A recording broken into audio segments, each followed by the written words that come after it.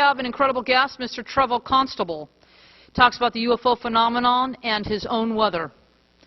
And he was recently just on George Norrie, Coast to Coast. So without any further ado, let's give him a warm round of applause for Mr. Trevor Constable. Thank you. Okay, there you go. Thank Okay. you. All right. Now we're going to fool with this thing. Let's see. How about that? Can you all hear me? Good. Okay. Well, ladies and gentlemen, I guess that takes in most of you. Let's get going here on this evening. I wanted to start out by, first of all, establishing the reality of the UFOs with government film. I didn't want to give you anything that was not officially sanctioned.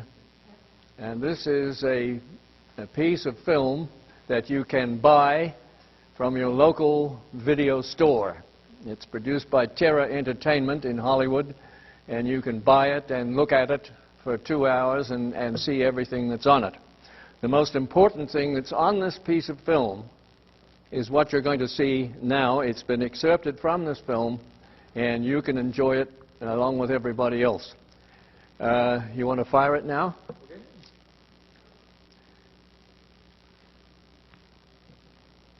This is a film that was made in 1996, and it's 1996, on Space Shuttle mission number STS-75, tether incident. NASA launched a possible breakthrough energy technology experiment. They launched a 12-mile-long electrical conductor cable called an electrodynamic tether, designed to collect high-energy electrons in the Earth's ionosphere and magnetic fields. The motion of the conductor tether across the Earth's magnetic fields induces a voltage along the 12-mile length of the tether. Utilizing estimates in the charge densities of the Earth's magnetic fields and the ionosphere, the voltage produced is expected to be up to several hundred volts per kilometer. If successful, the experiment could produce a lot of electrical power. If additional power is driven along the tether in the opposite direction to that which it normally wants to flow, the tether, in theory, could push, creating propulsion against the Earth's gravity to raise the shuttle's orbit. The advantage to this revolutionary technology in propulsion is that it does not require any rocket fuel. If successful, electrodynamic tethers could prove a way to greatly reduce the cost of in-space propulsion. For example, the International Space Station could keep itself in orbit, saving nearly $2 billion in orbital reboost rocket fuel for every 10 years of the station's operations. But on February 25th, after the 12-mile tether began producing electricity, an unexpected overload of electrical energy fluctuating between 2 and 10 times that predicted, due to inaccurate estimates in the electrical charge of the Earth's magnetic fields, ionosphere, and possibly space radiation, fried the tether conductor cable and it broke, severing it from the space shuttle. So the tether has broken at the boom. The tether has broken and is going away from us. Get it on the TV, Claude. Please get it on the TV. The tether has broken. Copy.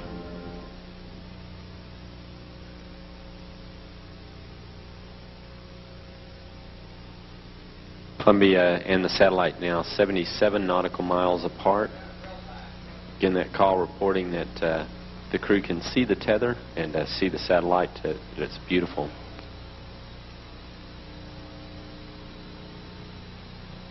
Look at all that stuff around there. You've probably got 30 UFOs. 300 miles above the Earth.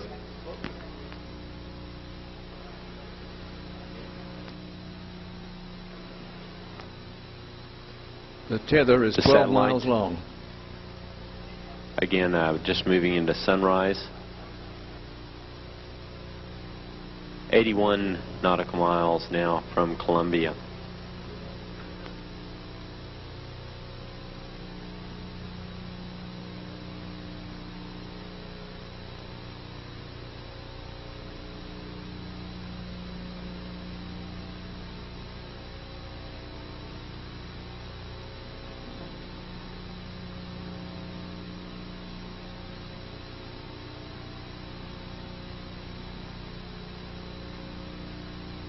This is recorded on ultraviolet tape, not visible tape.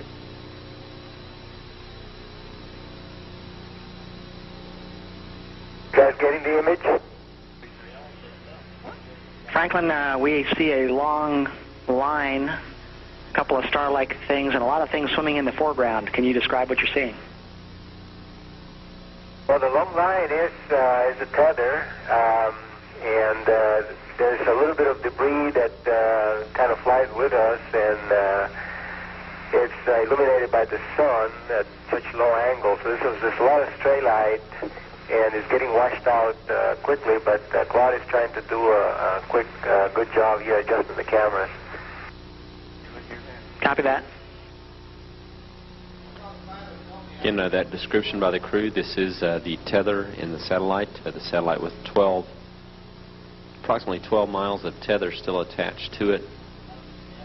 Columbia and the satellite are now just passing over the west coast of northern Africa. The two spacecraft are now 90 nautical miles apart.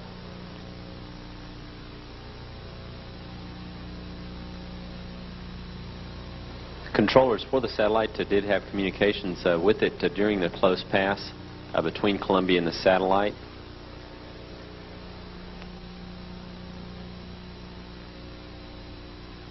Those pulsating things were photographed by us on the desert. Columbia, Houston, that's a much better view, a lot more contrast visible. And how wide does that tether appear to be? It seems to resemble a much wider strand than we'd expect. Can you describe which way the satellite is visible on that strand? Those are critters, those things pulsating across the screen. They're living organisms.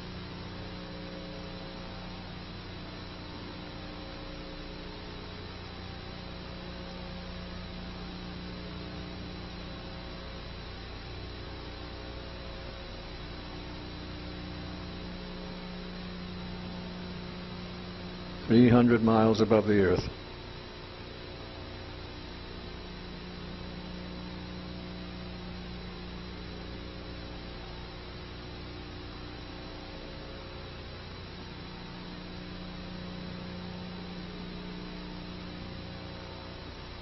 Satellite now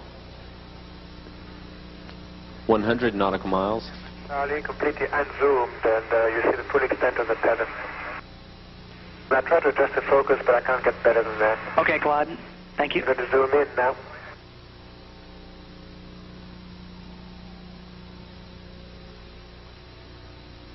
In the summer of 1999, I met with Martin Stubbs, the program manager of the cable TV station, who had recorded over 400 hours of NASA's live broadcast. He gave me some videotape on a new incident that happened in February of 1996 on Space Shuttle mission STS-75. What was called the tether incident. So what you just saw on the videotape showed a 12-mile-long satellite, a satellite attached to a 12-mile-long tether, which is like a conductor cable. It's a very, very thin, 1/10 of a centimeter in thickness cable that was used to conduct electricity in the Earth's ionosphere. As we saw earlier, space is supercharged with high-energy particles, and NASA was trying to take advantage of these particles to see if they could build up a charge on the tether and actually see a gain or produce some electricity. They charged the tether with some electricity, but then an overload of highly charged particles flooded the tether and produced so much electricity it snapped. On February 25th at about 7:30 p.m., the tether broke away from the shuttle Columbia and drifted about 77 miles away. So the scene that you just saw actually starts at about 77 miles away. The camera pans down. We see a long line, which is 12 miles long of tether, a small satellite attached to the end, and then a swarm of little objects, little balls of light, just moving in from all different directions and different velocities and different speeds. Then the cameras actually zoom in, and we actually get to take a close look at what we're seeing here. It's astounding. We see up here in the right-hand corner, we see a very large disk clearly going behind the tether. And we can actually see little black dots racing around to suggest some sort of a magnetic field effect. And coming through the middle, we see another very large disk moving clearly behind the tether. the light from the tether shines in front of the background object, which is the UFO. If we use this piece of wood as an example, we can see what a disk looks like when it's passing behind a foreground object. It's really very quite simple. So if the disk was passing in front of the tether, it would look something like this, and it doesn't look like that. When we look in the middle and we see this large disk passing through the middle, we can see again it's passing behind the tether. If this was the tether and this was the UFO, we could clearly see it's going behind. And if it was going in front, it would look something like this. It doesn't look like that. So because we know the shuttle is at least 77 miles away and drifting further away from the object, from the tether, and we know the objects are going behind the tether, we can therefore use the 12-mile length of the tether as a relative measuring rod for actually making measurements of the minimum diameters of some of these disks. And according to my calculations, against the 12-mile length of the tether, this disk passing through the top section here measures a minimum of 2 to 3 miles in diameter. That's assuming it's right up next to the back of the tether. If it's actually farther behind the tether than I think, then the disk could be much, much larger. The further it gets behind it relative to the distance of the tether, the larger it actually is in reality and compared to measuring it against the tether. Again here, this disk going through the middle here, I estimate it to be between 2 and 3 miles in diameter. If a UFO were flying over the city of Los Angeles in the downtown core or New York, and it was 2 to 3 miles wide in diameter, it would black out the entire sky. It would be an Independence Day-sized craft that would literally cause massive panic and massive alarm. But again, when you consider that the cameras on the space shuttle here are seeing into the near ultraviolet spectrum of light, as we learned earlier, it's a spectrum of light that's too high in energy for us to see with our eyes. But because the camera can see into it, it can basically be capable of capturing an image that is so high in energy that although we can't see it with our eyes, it actually still is there. We just can't actually see it.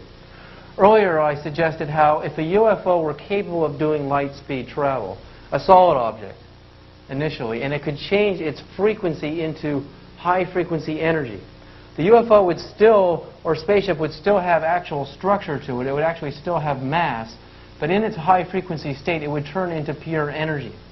Therefore, as it would appear on a camera, it would be very translucent. It would look like energy even though it has structure. And that's exactly what these objects look like. They look like almost transparent, translucent disks, which actually, as they pass behind some background stars, you can actually see starlight shining through them to suggest that they're in a pure wave or energy form. So, and again, this one, we can see the actual magnetic field rotating very, very quickly around the craft, suggesting that what we're looking at is pure energy, mass vibrating at a very high frequency. Across the top of the screen, we can see a very powerful pulsing coming off of one of the UFOs as it moves across the screen. Later, I would look very closely at the wave patterns on the UFO and study the wave patterns and find some incredible, incredible conclusions, incredible quantum physics and quantum energy equations. But we'll look at that much later. For now, we're left with the most astounding event ever captured on film. The largest UFOs ever captured on film, 2 to 3 miles in diameter, and quite conclusive. They're definitely going behind the tether. They can't be produced by some sort of an optical illusion. If this is the tether way in the background and the camera to the space shuttle is way up here, you can get a really bad reading against using the tether, the 12-mile length of the tether, as any sort of relative measuring rod. But I'm not doing that. We are confirming, and it's very obvious when you look at the tape, that the UFOs are going behind the tether.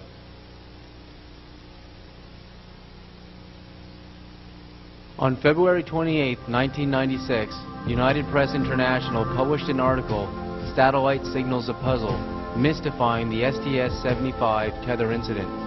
When the astronauts were actually able to regain contact with the tethered satellite, they found several unexplainable surprises. The article states, "There has been an event on the satellite that we do not understand yet," astronaut David Wolf told the Columbia crew. First, radio signals from the satellite caused engineers some surprise. The configuration of several systems had changed from when NASA lost contact with the craft on Sunday.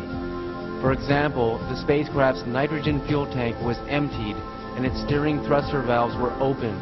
In addition, a gyroscope that had been left on was powered off, while 2 other gyroscopes remained on. All of these incidents require electronic, remote control commands from the astronauts on the shuttle. But if the astronauts did not make these commands, then who or what did? Could it have been the unidentified flying object that took over the controls of the satellite?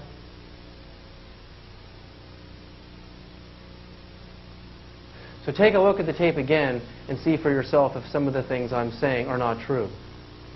Dear Mr. Sarita, if the phenomena is interesting enough to deserve an investigation, then our preference would be for controlled experiments that closely duplicate the circumstances of the original observations and test our working hypotheses until they are either verified or falsified. A second line of investigation would be to obtain more evidence of the original sightings. For example, additional shuttle camera tapes. There are at least 4 mounted in the bay, to see if the same objects were seen on these. If these objects were large, then the same object would appear on 2 or more cameras, and these can be used to triangulate the distance from the shuttle to the object.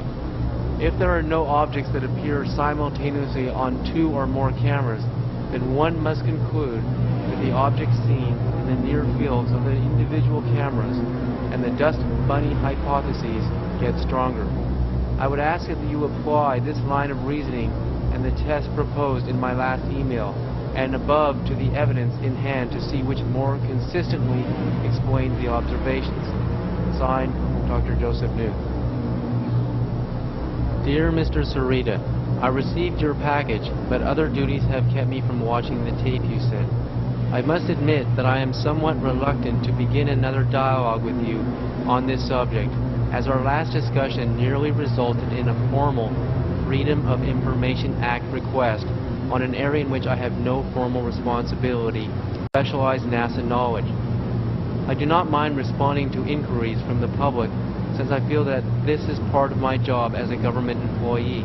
However, I really have little interest in getting into battles when my honest attempts to answer your questions do not seem to agree with what you want me to say. My personal home VCR has been broken for a while, and I have not yet had time to borrow one. When I do, I will let you know what I think that I see in the tape. Signed, Dr. Joseph Newt III. You're about to see what you can buy that tape from your local video store. It comes in 2 complete episodes and occupies about 4 hours of similar but less dramatic scenes to that you've just seen. That is a pretty good indication of what the government knows about UFOs. And you see how the gentleman with whom the commentator on that program was in concert with him, and he couldn't answer him. He had to backpedal and say, we've got to triangulate, and this kind of thing drawn right out of mechanistic science, which has not provided any answers at all in the space situation. But you can buy that tape, and I suggest and recommend that you do, and look at it periodically and show it to friends that you have in your homes and let them see it. Because you know what the problem is with the UFO thing. If you try to talk about it with people that are not initiated, they say, oh, you know, that's all nonsense, just rubbish, so forth. But it isn't. It's anything but rubbish. The name of the tape is Evidence. NASA Evidence of UFOs. It's well worth whatever you have to give for it. Now, my involvement with UFOs goes back about 50 years. In fact, 52 years, in fact. And I was like most people are today, most of the, what I call the great unwashed, that I, said, oh, well, no, it's all bunkum, it's all rubbish, it's something that's come out of Hollywood or something like that. It's not a legitimate or an authentic thing. And I studied the books that were current at that time, in the early 1950s. Donald Kehoe's books were very current then. And I noticed one particular thing about the numerous sightings that he verified and explored in his presentation, and that was that numerous instances were cited of objects that simply disappeared while the pilots had them under observation. That now you have a UFO here and all of a sudden it disappears, it just dissolves, disappears. Similarly, and conversely, there are numerous accounts in those early books of sightings of objects that simply appear from out of nowhere and are reported by responsible and capable pilots. So here you have materialization and dematerialization. And nobody wanted to touch that. Nobody wanted to touch that. Nobody wanted any part of it. They said it was, just a misobservation. That was the normal way that those things were dealt with. But I concentrated my attention on these particular types of sightings, where objects appeared from out of nowhere and disappeared into nowhere. And I raised the question repeatedly, where have they gone? They have disappeared, they've gone. Was this just a figment of my imagination or of the observer's observation? Some of these guys that were observing these things were captains and majors and colonels in the Air Force and not disposed to misreport things on that scale. And other instances were occurring side by side with this, where pilots would be vectored onto a UFO on intercept, and they would be directed right to the UFO in the sky, and they would fly right through it and be seen to fly right through it on radar and would encounter nothing. So here was extensive evidence of things that were immaterial and yet became material. They were immaterial and they became material. So what did a young man do in the 1950s to deal with this? What could he do? What was the only thing open to him to find out where they had gone when they disappeared? You used infrared film. Now, infrared film responds to segments of the spectrum that your eye will not react to. In other words, this room could be flooded with the infrared light and you would not see anything.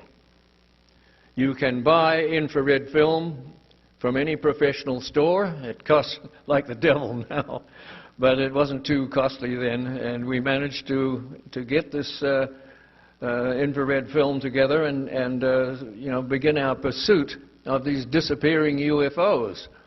And we started to go up to the desert every weekend without fail, because we were told by my teacher at that time, Dr. Franklin Thomas, a very, very learned man in things esoteric. He said, you go up there every weekend at the same time, go to the same place, and you will eventually, intersect with these things.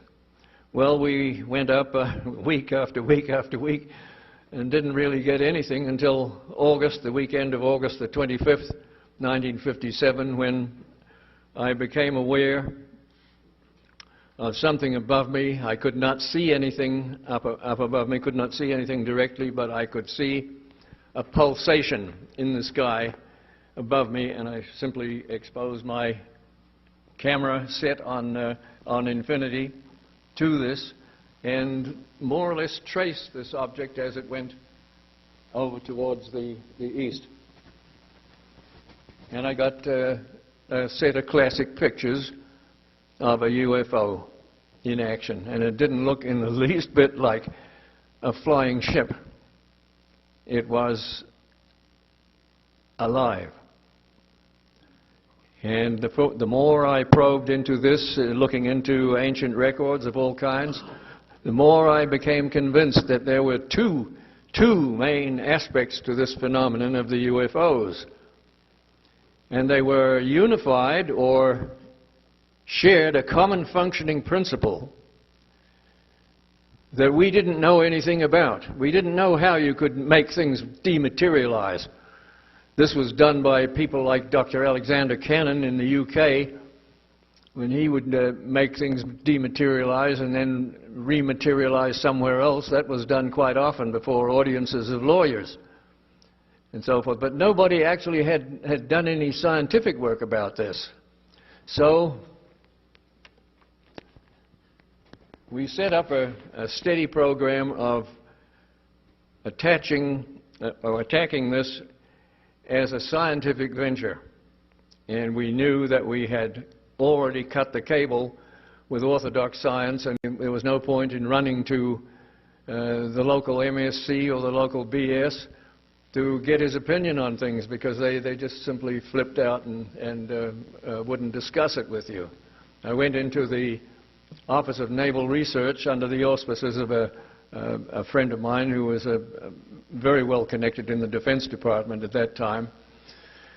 And I took in about 40 photographs that we had made of these things, and I fully expected that they would at least look at these pictures.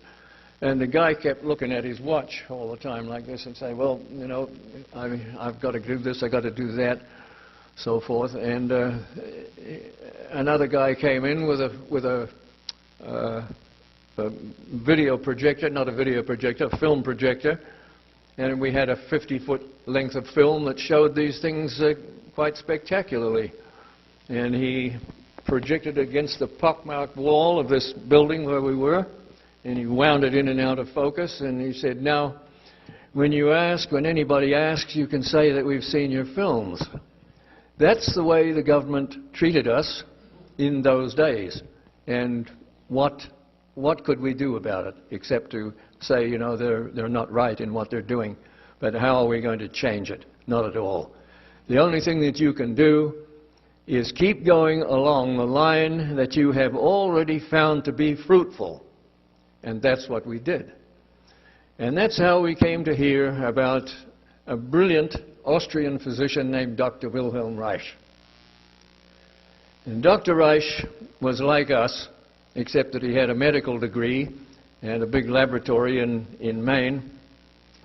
And Dr. Reich had run the very first scientific program looking at the human orgasm and seeking to find out what the function of the orgasm was. It seems incredible that you could go through at least 2,000 years in the post-Christian period with that particular situation still unknown to science. I'm not referring with the orgasm to the hurling out of the sexual substances or anything like that. That was, you know, more or less understood. Nobody wanted to deal with it anyway. But Reich said, now what is the function of the orgasm? And he pursued that line very, very diligently over a long period in his laboratory with professional help, one of whom became very close to me in the years that followed. And Dr. Reich found that there was connected with the orgasm a definite energy form that was new to science and that science did not understand. And he called this energy orgone energy. And you'll see it referred to increasingly as the years go by, because it's now coming into vogue and people can tolerate this much more readily than they could in the past. And so the thing about Dr. Reich's original work that fascinated me was that he had designed and developed a device for engineering rain using this energy. He found that this energy was present in the atmosphere and in the soil and in virtually everything. And he had designed a simple device for pointing up at the sky, 3 tubes in the pattern of 3/2, or 2/3, I should say. And with this device, he was able to access the energy in the atmosphere, and he was able to make it rain. And to develop the basic parameters of engineering rain this way. Well, I seized on this and started doing this, started taking it up. And that's a long, long time ago. I don't like to think about how long ago it is. And I did a lot of work with this and spent the rest of my life actually working with the orgone energy in an engineering rain, and was successful with it in a sense that I found out how it worked and how to do it. And I'm going to show you a half-hour film of it in action in the real world, so that you can't say that it's like the old story of the UFO is just something that somebody made a mistake about. It's a very, very authentic thing. And we now have a Singapore corporation organized to merchandise or market this throughout the world, but we have not yet been successful in getting a commercial contract to alleviate a drought in any part of the world. And we have found one very interesting thing about offering it for sale, is that when Mr. President or Mr. Vice President or the particular official you're dealing with sees the film, he becomes anxious. He becomes very anxious to see this thing work in this way. And he immediately says, well, can we have a demonstration? That's what we want to have, a demonstration. I said, look, it's right there on the screen. It's right there. We can show you how it works. We're going to do it. No results, no pay. What more do you want? If we give you a demonstration here where you have the problem of a drought, we might finish up having, 4 or 5 days of rain, and there's no drought for us to alleviate. And you shake our hands and stuff us on the first aeroplane that comes through, and that's that.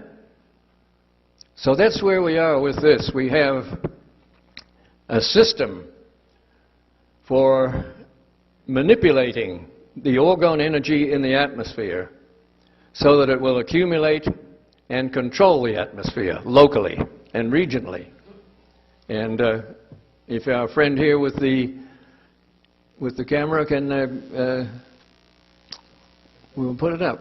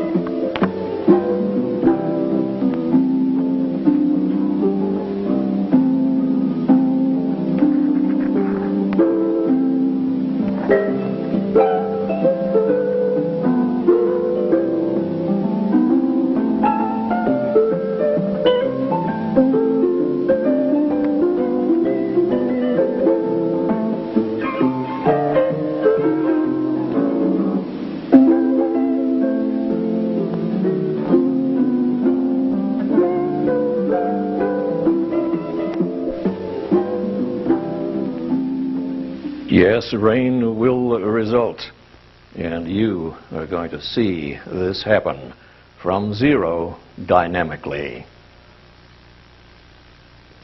Our 23-knot ship is heading east. The ship is east of Honolulu, Hawaii. A gorgeous tropical day. The magical power of time-lapse compresses the events of 3/4 of an hour into a few seconds. As we watch, our high-pressure, non-rain day is transformed before our eyes into a dismal day, and rain is imminent. We do this now with light aircraft, helicopters. The entire thing is new and revolutionary, but it is, after all, the same old rain.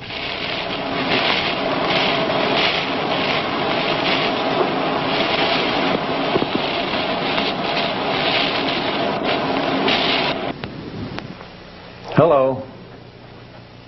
My name is Trevor James Constable. I'm the engineer that staged and carried out the rain engineering experiment that you just saw. Engineering rain off a clear horizon right over a speeding ship. That's something I've done literally hundreds of times. But always I dreamed of doing the same thing from an aircraft. Trouble was, the apparatus that we were using at sea was a little too big. Much, much too big to be hung on a light aircraft. When, through research and experiment, we got the size down and the power up, then, and only then, could we go airborne.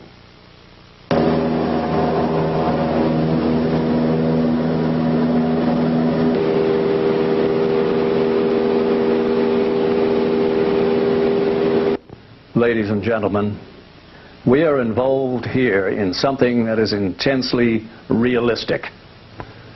We utilize hardware, things like aircraft, things that are right down in the real physical world.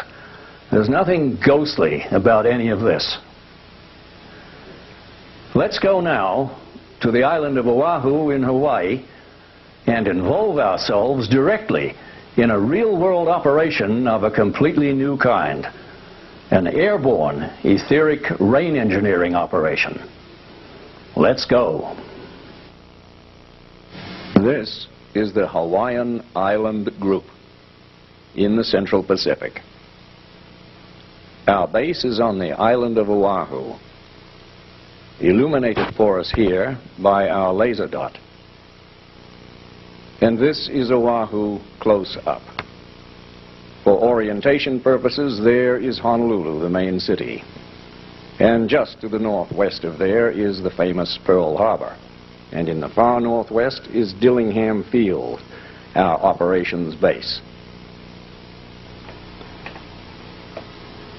The main topographical feature of the island is the Ko'olau Range.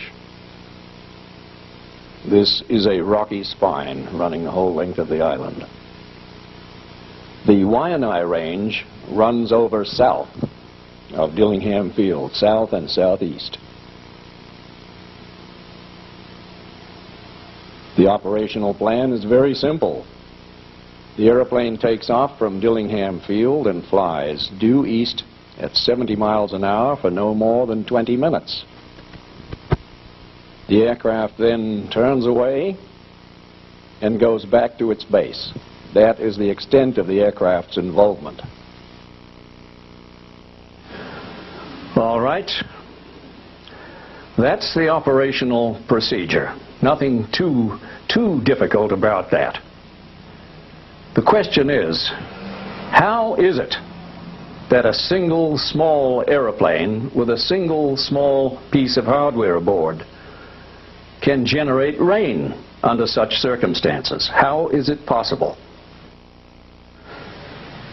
The reason that this works is that the translator on the aircraft accesses not the air, the atmosphere, but the ether.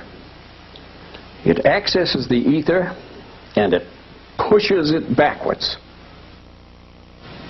Now, since the ether is invisible and basically intangible, in order to get an idea of how this works, we are going to have to use some transparent plastic like this to simulate the ether in the sketch we're going to give you now, so that you'll understand how this is done, what the process actually does bring about in the real world. Here we go. There is the ether coming from east to west, right across Oahu and right around the Earth in tropical latitudes. Irresistible, invisible, eternal. The airplane enters the format at Dillingham Field with translators so designed that they interrupt and push backwards, locally, this flow of etheric force in the fashion depicted. The airplane leaves the format, and it leaves behind an accretion of etheric force right there, which draws to itself enormous masses of water vapor from the atmosphere. With the aircraft gone, this mass of water vapor, rain, moves over Oahu, and you have engineered rain on the island. To make things perfectly clear, the red chip designates the target zone in our operation, and offshore, that blue area there, that is where we should expect to see, perhaps, a satellite from thousands of miles up pick up a plume of moisture that we're going to generate with the aeroplane. Well, that's enough theorizing. Let's go right out now into the real world, but before we do, let's get a solid, objective weather forecast for the day from Honolulu TV. And they're going to tell us that picnic weather is going to prevail over Oahu. Here it is. Lovely. Just wanted to show off. We have some clear skies for you this week. That's nice to see after looking at last week's forecast. Let's get a close look at this. Our surf is pretty much getting nothing. It's 2 to 4 in the north. That's your highest surf points. Also the east 2 to 4. But you look around, there's nothing to do. There's not even a high surf advisory. There's no gale warnings, nothing happening. And if you want to probably go snorkeling or just wind sailing, something mild, the picnic, that's where you go to the beach. And the weather's a good forecast for a picnic as well. As you see, a mostly sunny day. And our temperatures will be comfy in the mid-80s, southeasterly winds 5 to 15 miles per hour.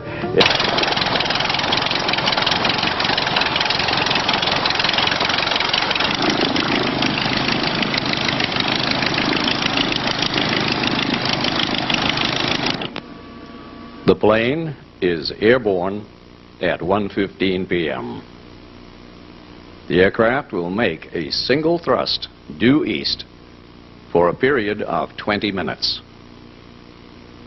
At 1:52, the plane is back from its mission, the pilot coming in for a debriefing. He reports rain around Waialua and over towards Haleiwa. It has pleased him. And at 2:16, beyond the runway over towards Haleiwa, we see it is indeed raining, and it is time to get a bird's eye view of what's going on. Now, the best way to get a bird's eye view of what's happening here is to act like a bird. Get aboard a sailplane. Up we go. Heading east. The tow plane in front of us. And there's nothing like getting a few hundred feet of altitude to see what's going on. There, to the magnetic east direction, is rain. This was induced by the thrust of the aircraft. As the tow plane curves us in a climbing turn, we get an opportunity to run a nice panoramic shot of central Oahu. As we continue our climbing turn, we are now heading to the west, and you can see the remains of that nice day underneath this blanket of rain-bearing cloud. With the tow plane gone, we're heading back now towards central Oahu, and we're looking at central Oahu over the top of the foothills of the Waianae Range, facing approximately southeast at the moment, and that is socked in. That area is being heavily rained. I would say at the rate of about an inch an hour, based on past experience. We're at 3,000 feet or thereabouts at the moment, And we're starting to get rain up here.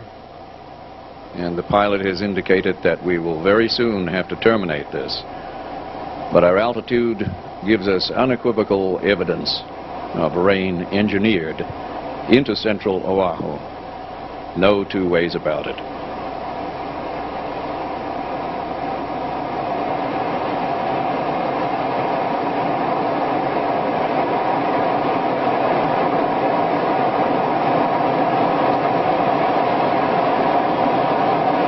Now it's beginning to close in on us, and we're in it.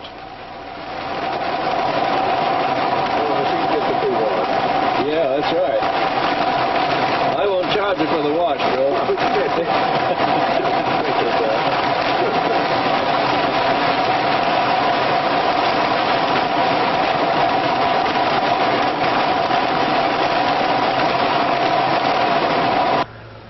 Remember today's television weather forecast?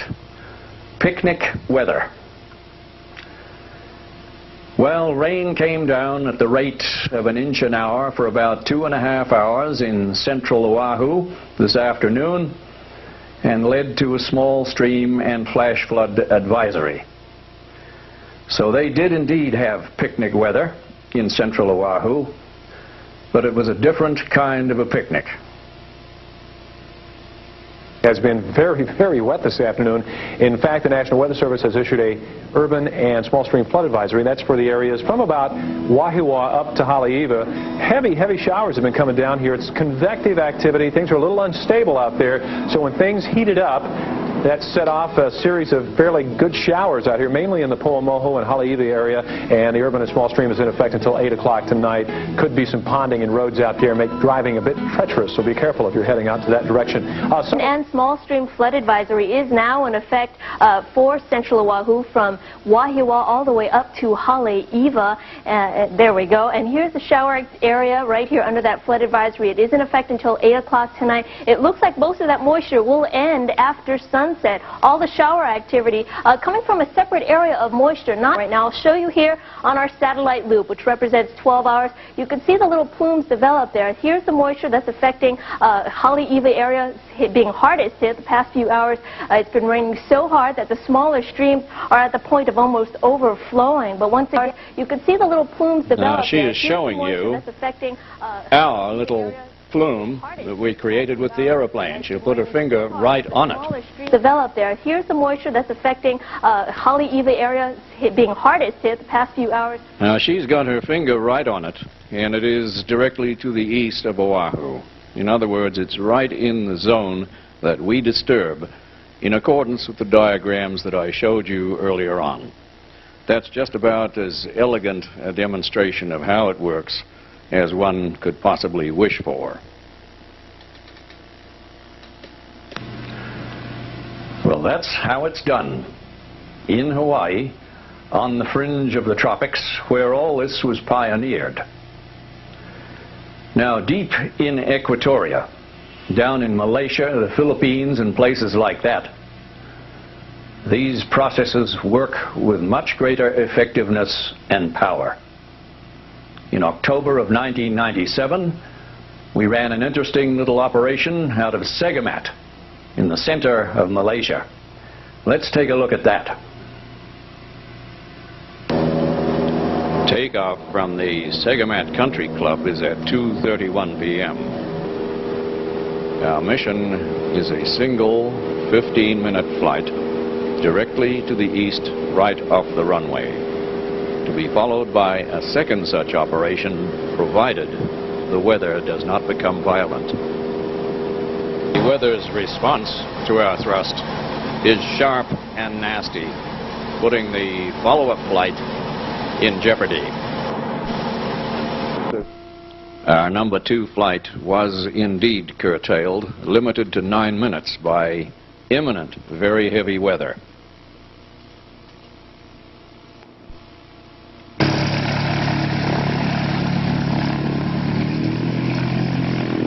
With the plane back now at 4:43, we'll have an interview with Captain Bala Ratnam, our pilot, and he'll tell us professionally exactly what he's just seen.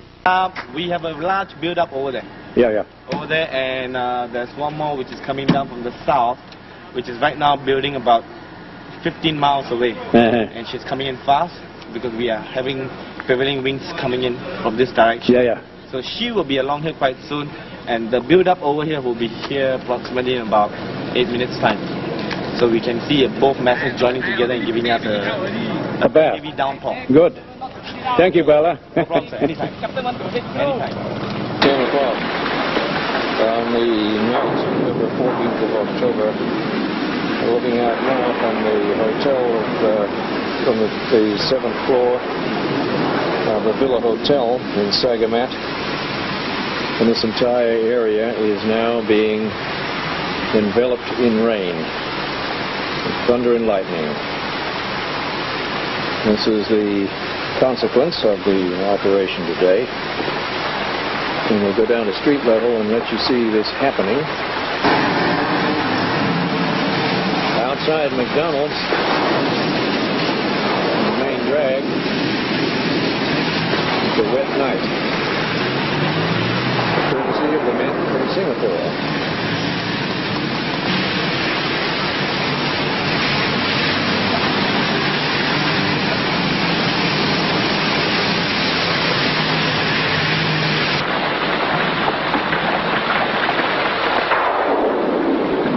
Welcome rain soaked into an area that had been dry for months and was very welcome.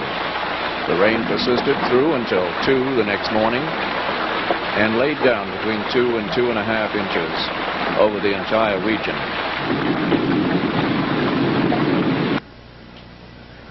Our pilot in Malaysia is a Singaporean named Captain Bala Ratnam. He is of Indian descent, and he was trained as a pilot in the United States. When we first attached this hollow tube, this empty tube with no electrical connections and no chemicals, to the wing strut of his Skyhawk, I saw him smirking a little. After he had flown 10 or 12 of these weather engineering missions and had made his share of the world's rain, he had different ideas. I was able to capture some of his comments on videotape. Here is Captain Bala Ratnam. Like a normal person, you no doubt had your skepticism about the whole thing. Is that correct? Very true. Never thought it would work. Never did. And because basically there was what I know about cloud seeding and causing rain. Basically use some kind of chemical, smoke, something to make the cloud more dense so that it will basically rain. And having 2 tubes in my airplane wasn't much of a, how should I say, it wasn't really acceptable. It doesn't seem workable, how to put it that manner. I see. And what's your view now after several weeks doing this? Dangerous thing. Never had the tubes on your wings. The results have fascinated me to a very great extent. Never did I expect flying on clear days to have experienced such turbulent weather within such a short period of time and it appearing without any notice whatsoever. Yeah, I see. Now, you have an FAA license. You were trained in the States, right? Yes, I was, and I hold a commercial multi-engine instrument making license with an instructor on single engine and also on instrument making. I see. And my license number is 2466946. Okay. What is the thing that has occurred in these flights that has impressed you most with this new method of weather engineering? Okay, number one, simplicity. There's nothing to be thrown out, nothing to be dispersed in the air, and it's very efficient. It's very efficient. And you're convinced of the effects? Yes, I am. That comes from first hand. Having to dodge weather, having lightning strikes appear all of a sudden, left and right of you. Yes, it's first hand. Kuala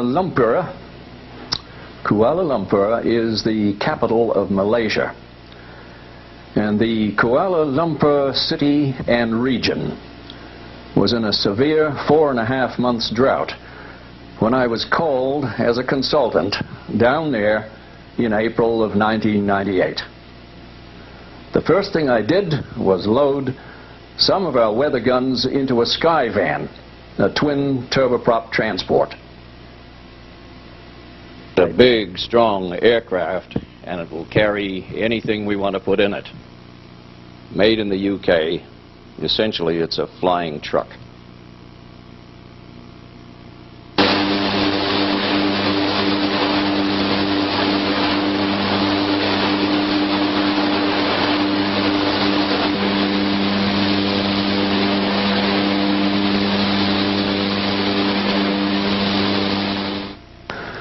"28 hours after I set foot in Malaysia, this was the scenario at Subang International Airport in Kuala Lumpur.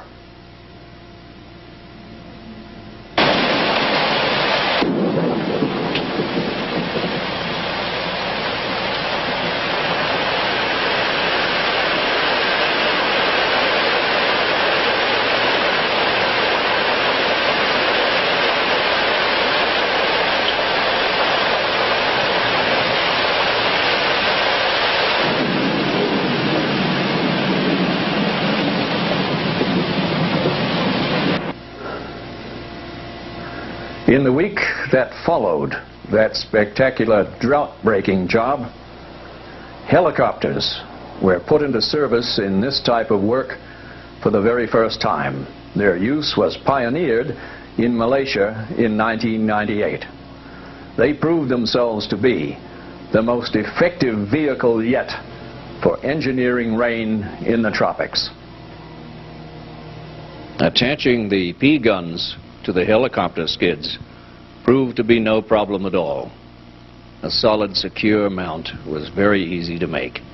Getting it approved by the bureaucracy was tough, but we made it.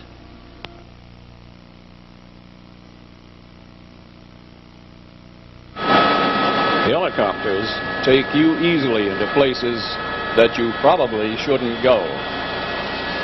Here we're up above the Semenyih Dam in a squall. Downdrafts, updrafts, violent weather. Not a good place to be.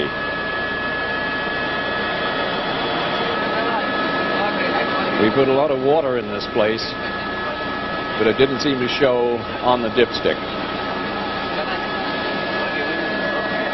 More a job for Errol Flynn. Heavy ponding in the heights of the Semenyih Dam. Heading westward, at the conclusion of operations each evening, we would find that we were causing a west to east flow of ether to compress and swing to the south so that it arrived on our port side. You're looking at that now, and this engineered rain walks along with the helicopter, completely in phase with it, drenching the terrain below as we move. In this case, you're looking at about 12 to 14 square miles that is under rain as a result of the passage of the helicopter, just like crop dusting with water. Kuala Lumpur under rain.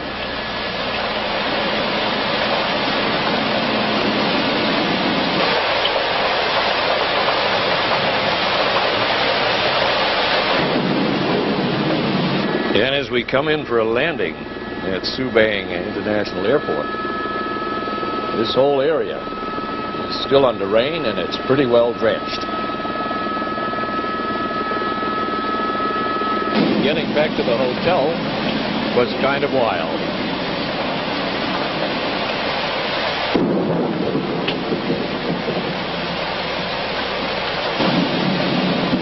And back at the Renaissance Hotel, they are enjoying the first decent rains in 4 months.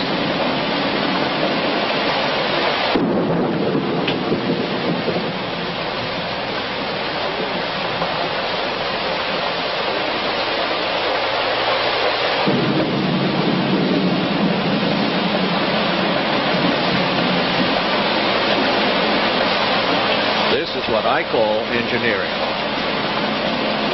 And by night, the story was just about the same.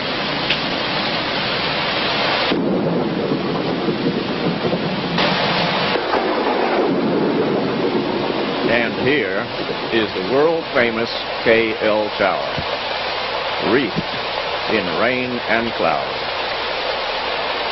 That's the way it was in Malaysia.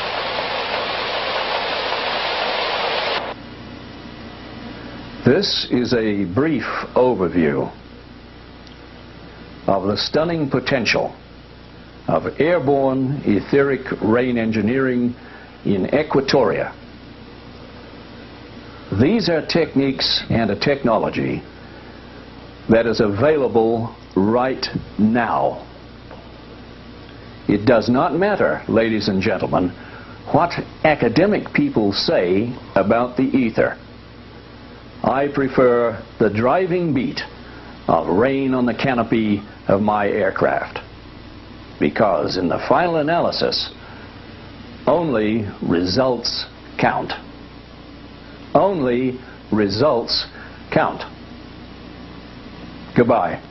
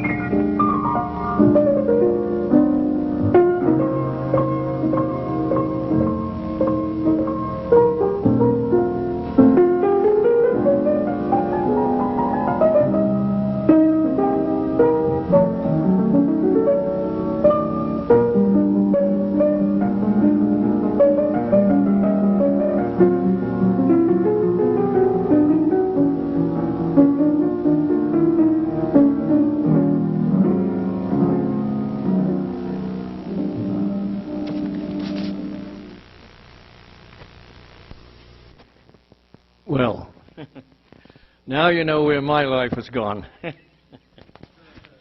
into the creation of that type of rain engineering procedure that is valid and it works, and it is putting an awful scare into the people who are trying to create a world drought where they can raise the prices on the poor devils that just need a drink of water, put them up right through the roof, and if they die, well, then, the oligarchy doesn't give a damn. But we're not going to sit still and see that happen. That's the story. Thank you for your attention and for having me here. Very much obliged.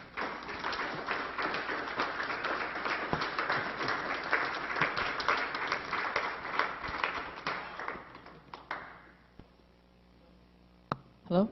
Man? Cool. Well, thank you so much, Mr. Constable. It's an incredible presentation. I'm just actually blown away. First question, is it all right if you take some questions, sure, sir? Sure. Thank you, sir. First question, the UFOs in space, where do you think this is all leading to? And do you believe that what you call it, will we be leaving this planet to go live other places? Do you believe? No. No.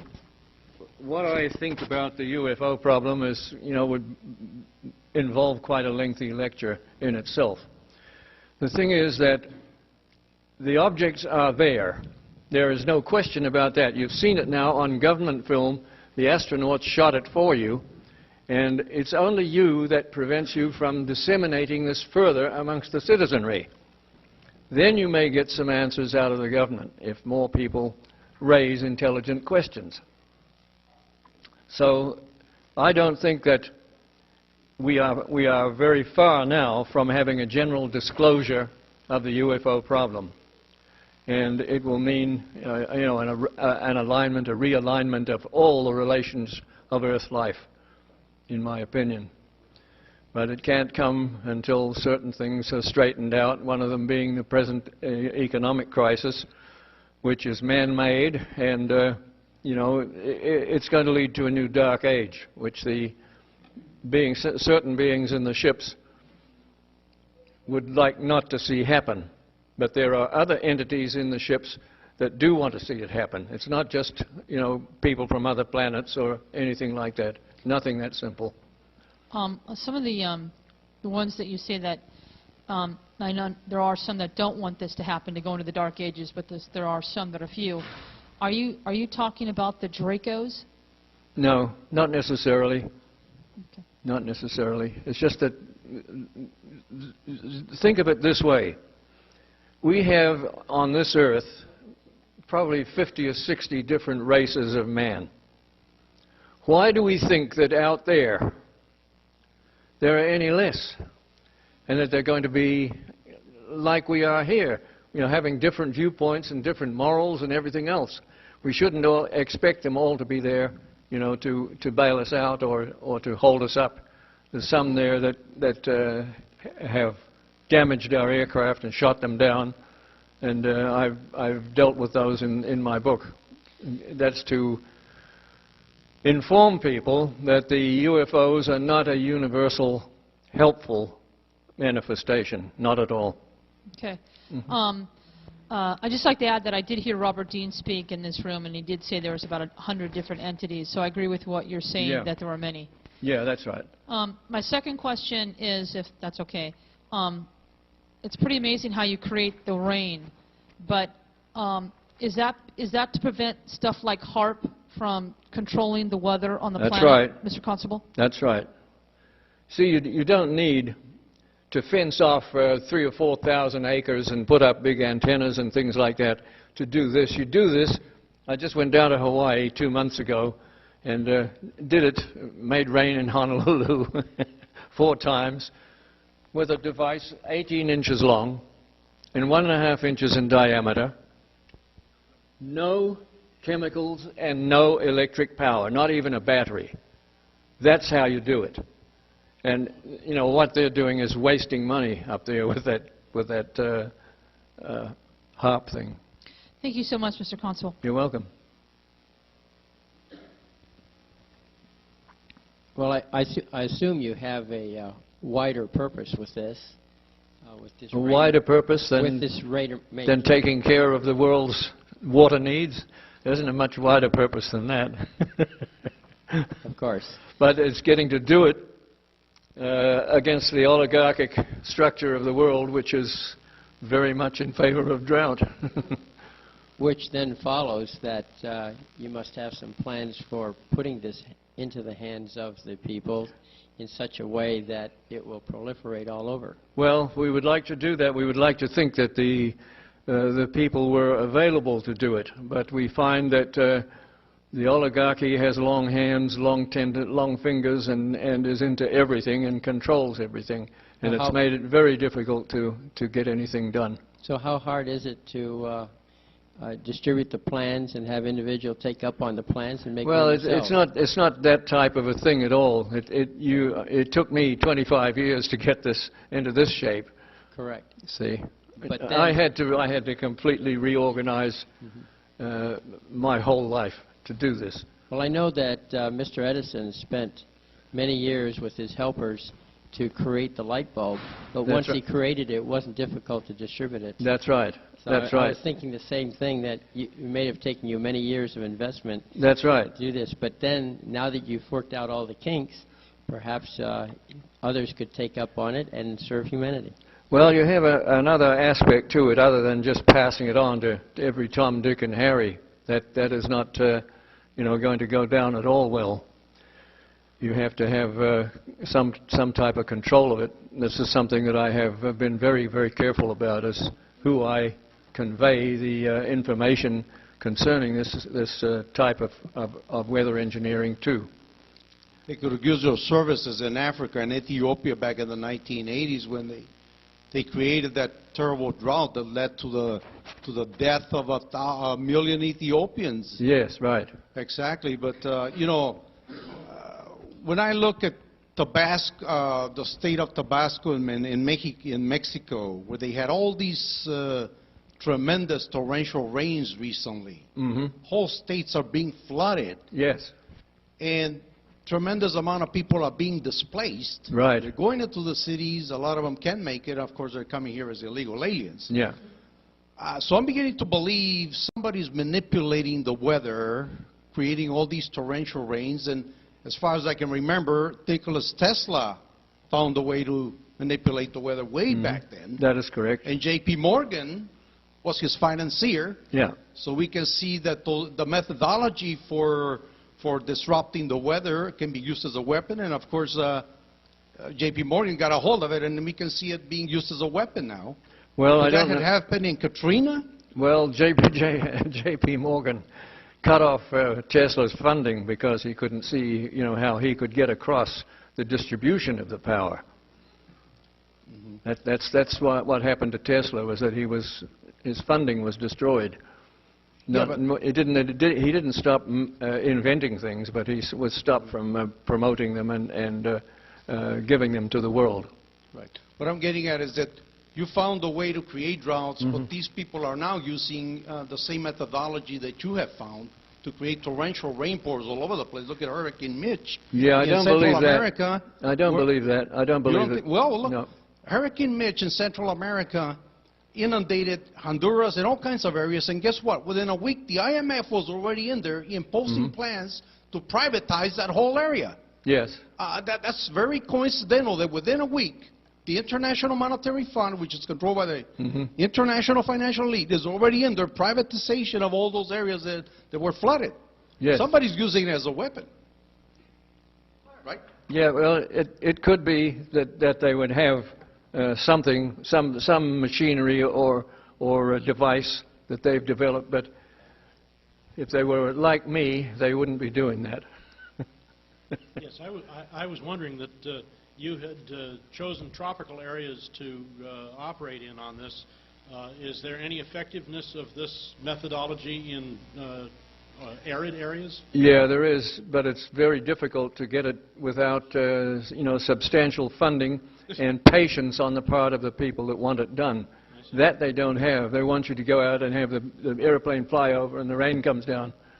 And, if you don't do it that way, why, then they're not interested. Impatient. But, yeah, that's right. But it is just something that needs some funding so that you can look into how to do it. See, it can be done. I've no doubt of that. But right now we can't do it unless there's at least 13 grams of water per cubic meter of rain of atmosphere. Oh, thank you. With 13 grams, and we can make it rain anywhere. Oh. That's not very very humid, but you have to have that much at the present level of the technology. I see. Yeah.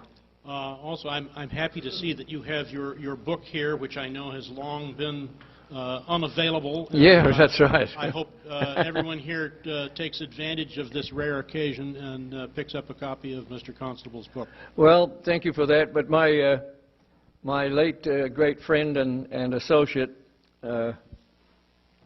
Mr. Owen Trent, said that that book was really like a manual for the age we're going into, that you need that information in order to navigate safely through the hazards of the present time. Hello. What are the main differences between your etheric rain engineering and the original cloud busting of Wilhelm Reich? Well, there's really, mine is a further development of the cloud busting procedures. I started as an operator of cloud busters, and I went on to develop the no chemicals, no electric power, just using geometry and velocity. What do you think of the cloud busting of Jim DeMeo? What do I think of it? Yes. Well, he's been very successful. He was successful in Africa. He made a couple of very substantial lakes over there a couple of years ago. I don't know what he's been doing lately, but yeah, he's been effective. Yeah. And what have you done to ensure the preserving of your innovations after you're gone? Who carries it on? Yes. I don't care. I can't be worried about that.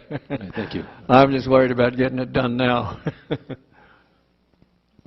That was sort of the question I was going to ask. Does anybody else know how to build these things besides you? Well, there's nothing to building them. There's nothing to that. It's using them. It's, you know. But does anybody know how to do the nothing? Yes, there's other people. Yeah. And the other thing is, in say a 2-week period, how many, wherever you decide to set up, how many failures would you have? Do you succeed every time if you're given 2 weeks or not? Well, you'd have a target. And maybe you wouldn't set it as quite as fine as 2 weeks, for example, if you were trying to deal with drought in Los Angeles, because this is a very dry area. It's basically a desert. But you would just, you know, certain places, like in the desert, you wouldn't accept a contract to make it rain for that reason. I understand that, but how about when you're working along the equator in the tropics? Oh, yeah, well, you could guarantee it there. It would be no results, no pay. Yeah. Oh, and how far east or north and south of the equator can you usually work? Well, up to about 30 degrees north. It's fairly common to find 13 grams of moisture. But that's just strictly a temporary blockage that we'll overcome eventually, is, you know, that you need 13 grams. We know we can make it rain when we have 13 grams, but we'd like to be able to do it when you have 10. Yeah. Okay. Okay? Yeah. Yeah, Reich, he put the tubes in the Mojave Desert and grew, I think there was, like you said, 2/3. Yeah. He grew wheat that was 6 feet tall. Uh-huh. He just had these mounted up toward the... Yes. So it did work in the desert. Sure. But how long did that take, do you know? Or No. No, I don't know. But that's... They seem larger than the ones you had on the plane, though. Yeah, well, that's right. They seem like about 8-10 inch diameter. That's right. They can be that big, and that is a, you know, a good thing to have a big bore tube. We have some now out there in Desert Hot Springs. Is there a ratio between the width and the length of the tube? Yes, there is. What is that ratio? Well, I don't want to tell you that. What other uses are there for this Oregon energy? Like, I'm thinking, could you replace home-sized wind turbines or solar collectors to produce?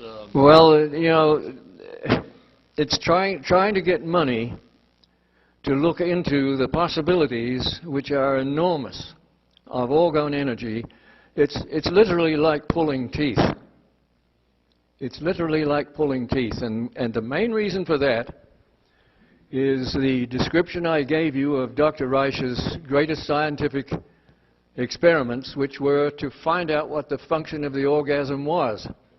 And I have myself seen it with businessmen, that when you start talking about the organ energy and so forth, that they become anxious. And that ends the transaction right there.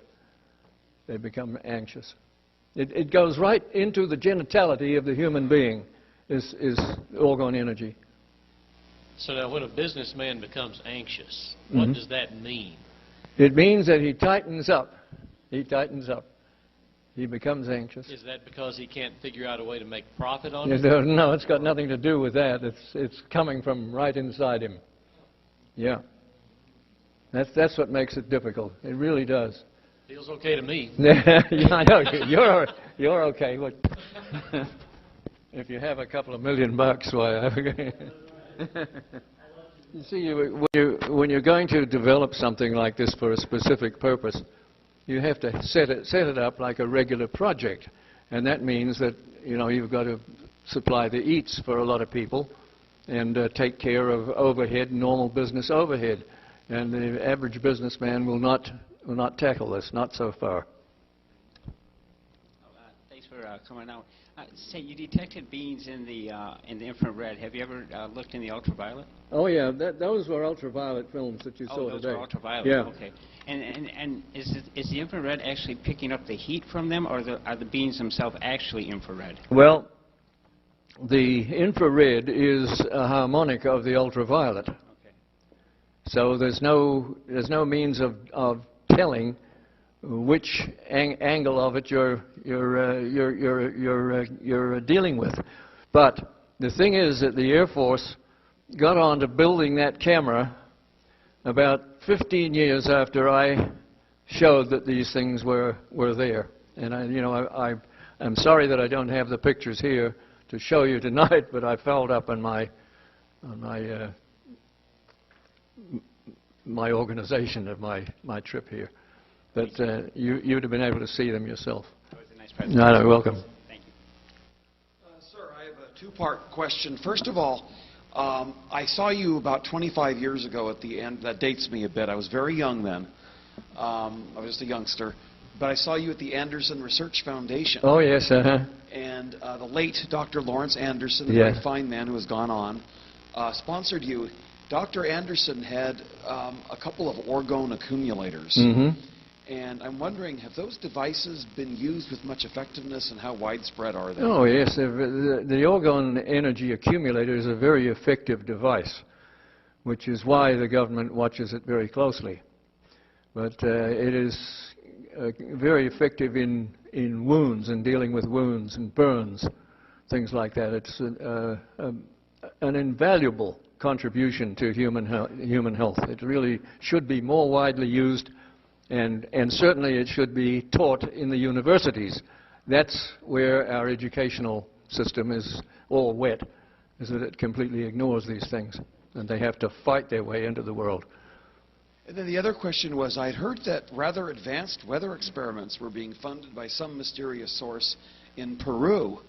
And I'm wondering if you knew anything about that. No, I don't. I've heard that too, that somebody down there has funded them, but I don't know what method they're using. And you don't know who's funding them and what they've done? No, nothing. I don't know anything about that. You just heard the rumors that I've heard. That's right, same rumors. Okay, thanks.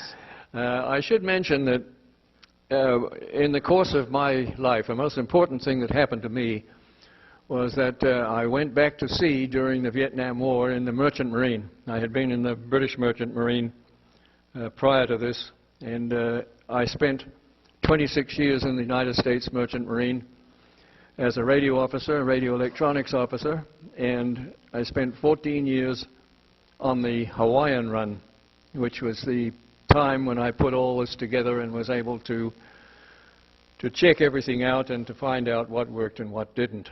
That was a very, very wonderful break in my life, was to be appointed to that ship at that time.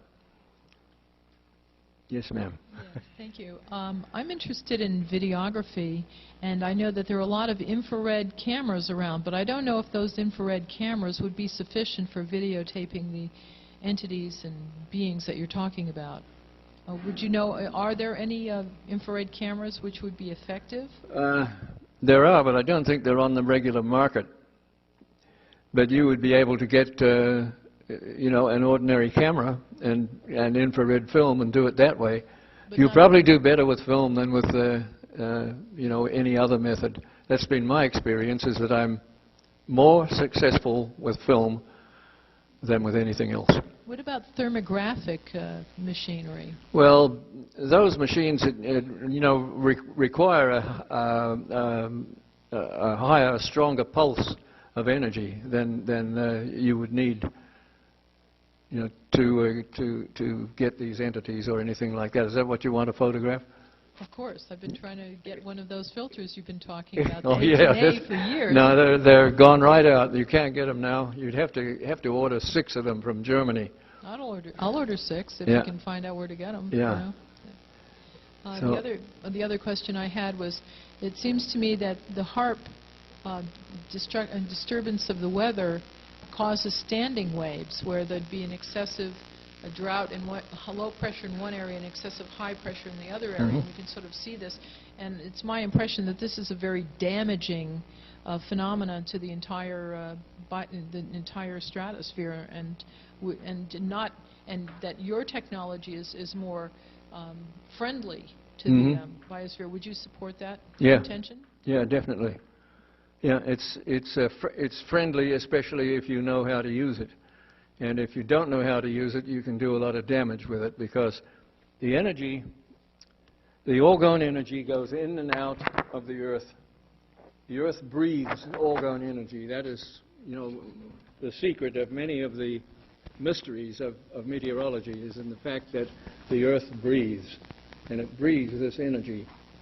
And, a great deal of valuable work could be done if that were recognized and made the subject of scientific projects.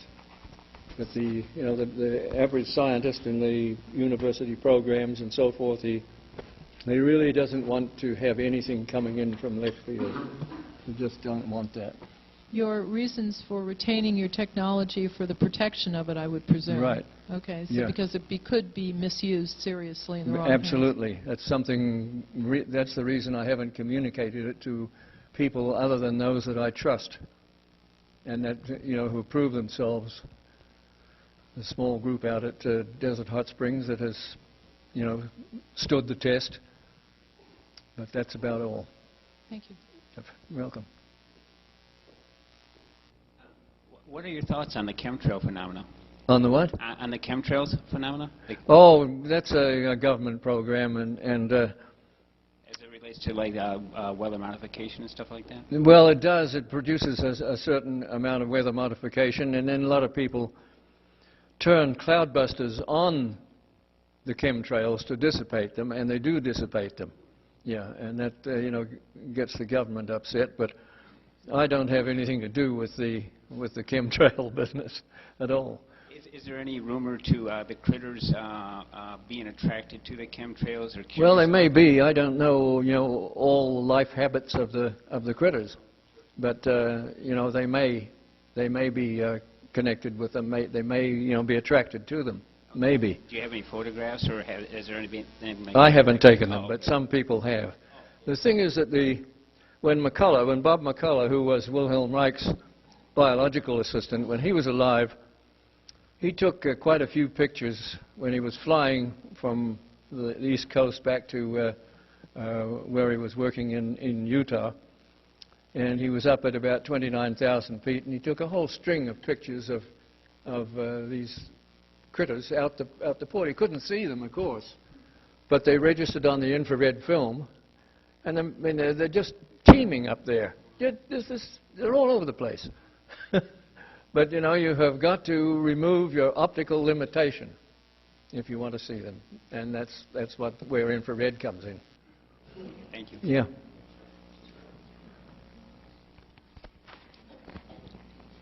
What kind of instrumentation do you use to measure orgone energy? How do you identify it? Well, we don't use anything except our own sensitivity, and this is a big departure that is heavily criticized by the Orthodox people. We use a personal sensitivity. Well, I assume that if you can push the ether one way to create the rain, can you push it the other way when a storm is threatening and you don't want too much water? Well, there's none of that business of pushing them this way and that way with the ether. You don't do that. Well, I was looking at your cellophane example. Yeah, you get with where a flow is going in a certain way, which it does for many months at a time, and you block it in order to build up the potential. And when the potential of the ether builds up, the atmospheric water vapor runs to where it's building up. That's how you do it. Mm-hmm. I was acquainted with a gentleman who had done a lot of work on ether. And he used Sir James Jean's work as part of his information. And he came up with a triarcuate design. And I noticed in your film something very similar to what he was doing in order to get that apparently some sort of lift or propulsion on the device electrostatically. But he claimed that there was an ether out there, and and by putting in electrostatic force between two objects, one positive and the other negative, you could actually get a traction on that ether. These are all things that should be done big time. They should be done by the universities, not by lone individuals that are doing it out of their pocket money or that sort of thing. This is something that is called for in the world. His name was Commander Townsend T. Brown. I don't know if you know Townsend that. Brown, yeah, sure. Yeah, he's Sure, a friend of mine. he was on the right track, no doubt about it. Trevor, on our website it said that you would also speak on smog reduction. Is that a byproduct of creating the rain, or is it kinda Yes, like it is. clear the air? And we were very successful here in Los Angeles for 3 years, 1987, 1988, and 1990. And in 1990 was the most successful weather engineering operation we'd ever run anywhere in the world. And if you look in the records of the pollution, it's way down in that particular year. And it could be brought down permanently for peanut money. For peanuts. I mean, we put 14 little orgone generators all around the basin here in 1990, and they just cleaned the whole place up.